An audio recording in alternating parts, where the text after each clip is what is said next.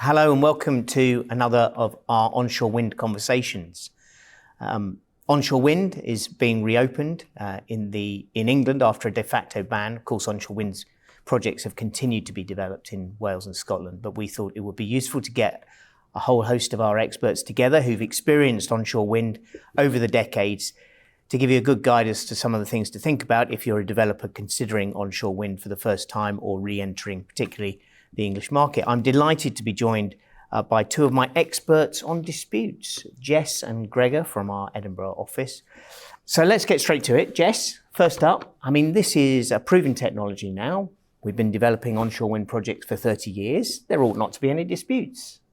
Is that fair? Interesting question. And I'm sure very much that there will be some stakeholders who'll be approaching this new wave of onshore wind with a similar outlook. And look, to be fair, there might very well be something in that. Let's not forget, these projects, they first came onto the market back in the early 90s. We saw an absolute boom in the 2000s following the introduction of the government subsidies. Of course, that boom did very much curtail 2015-16 sort of period following the introduction of the planning restrictions. But even so, that was sort of 25 years or so where the market, it really matured. These projects, they proved themselves bankable. That said, I do think it is really important. So new entrants who might be looking to come into this market, they do need to do so with their eyes very wide open.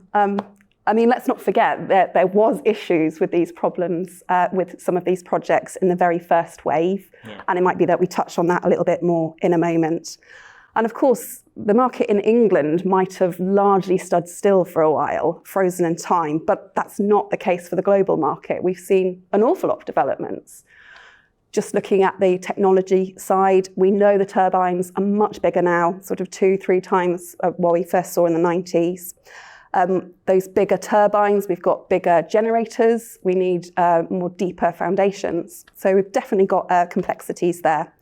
Looking at sort of wider issues that we're seeing, grid constraints, always a key one at the moment, and also the needs for grid updates in terms of the infrastructure. Not necessarily a challenger, but certainly a development is the opportunities for co-location. So we're anticipating we are going to see additional bolt-ons, battery, maybe others.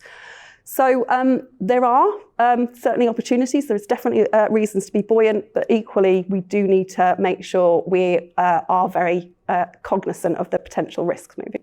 Yeah, and I guess the technologies change, don't they? And we know from previous conversations we had, the size of the turbines now we're looking at completely different scale and so forth. And that inevitably is going to lead to new technology, developing technology. And if something goes wrong, there is going to be a dispute in one way, sense or absolutely, or absolutely. And then it's not just in terms of the actual the blade size, etc. That brings difficulties, complexities, and things like transportation, etc. So. Let's not be too fatalistic. Of course, there's loads, I would say that. No, there's loads of opportunities, but equally, there are definitely sort of risk areas. And the parties who are sort of being alive to those risks and looking to employ mitigation measures at the earliest possible stage, they're the ones who are going to be best placed. Yeah, okay. So Gregor, what are these disputes that we're typically seeing then? Can you categorise them? I think you can. In some respects, the disputes that you see on an onshore wind farm aren't too different to what you might see on other onshore energy projects, solar, battery.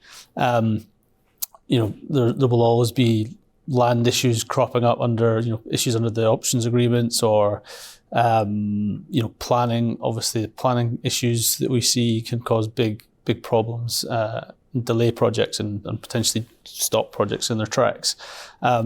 When you get to a kind of construction phase, again, often these, you can categorize them as any other kind of construction dispute in terms of the disputes that can arise. You got delay, additional cost, defects tend to be the kind of three kind of key categories. So for example, delay, the whole purpose of these assets are essentially to generate revenue. And so any delays to completion of those projects is going to eat into that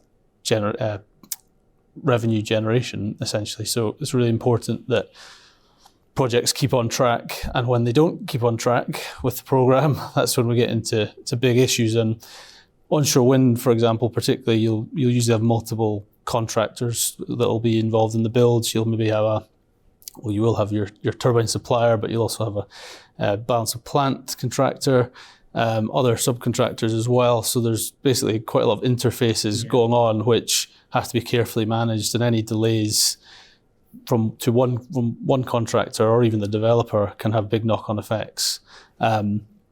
Additional costs, so sometimes you'll see ground conditions, for example, which are turn out to be slightly different than anticipated, either by one party or both. And so, for example, more work needs to be done, different design, additional work on the build needs to happen, and obviously the contractor will want paid for that additional work, and there'll be issues around who's responsible for that additional cost and additional work.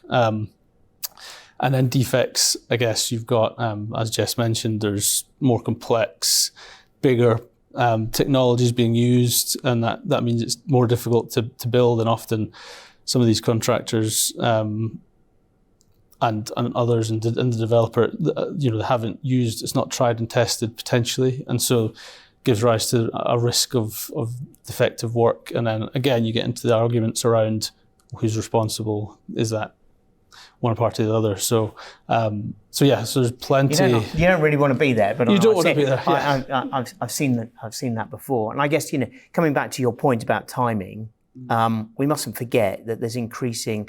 In the old days of onshore wind development, people were up against deadlines to build out to the renewables obligation, and if you didn't hit those timelines, that was a challenge. I suppose. We've also got timelines now, because there'll be deadlines if you're looking to do a contract for difference.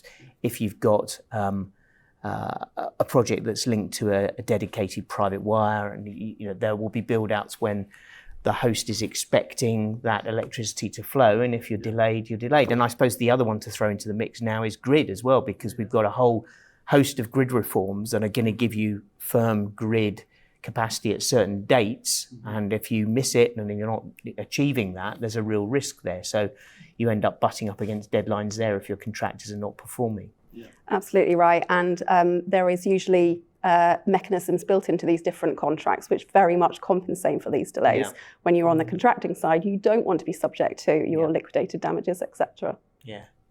And okay, look, let's just talk about the forum for these types of disputes. So a dispute occurs, you've done everything you can to avoid it, but it's going to end up that way. What sort of forum have we seen?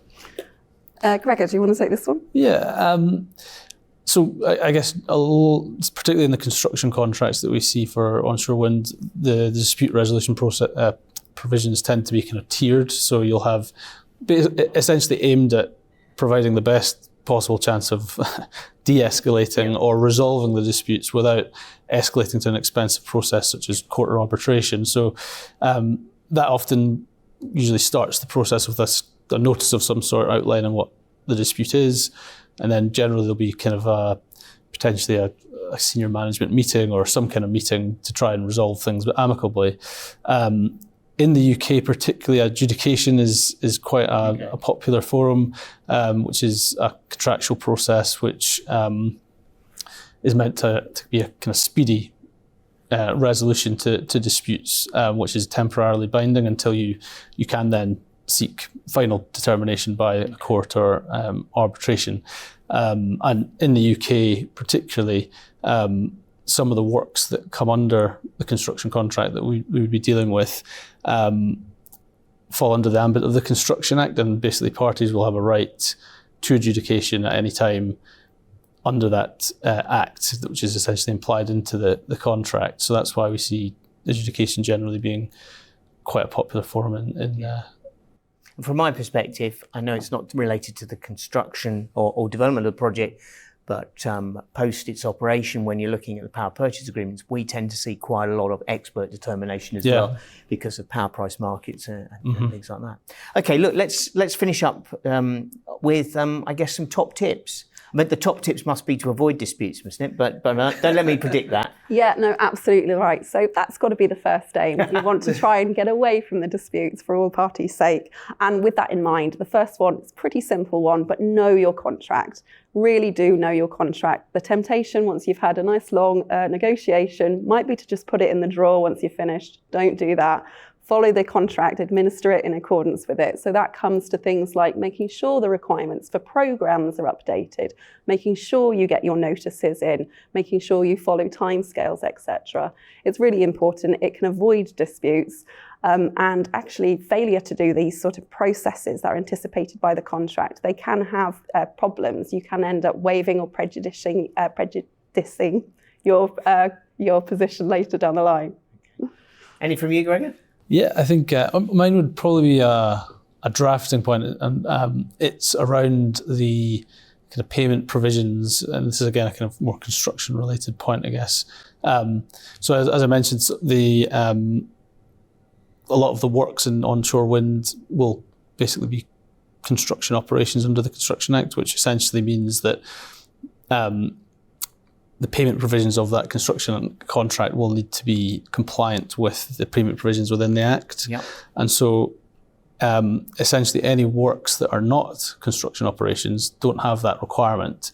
But what you then have is essentially two different payment regimes potentially coming up, Yeah. which is obviously a very unsatisfactory and extremely difficult way to administer payment and the contract. So the only real way to get around that is to make your payment provisions compliant with the Act for all of the works, so you don't end up in a kind of essentially two payment provisions trying to work out what is compliant, what's not. And I think that certainly would, again, to avoid disputes.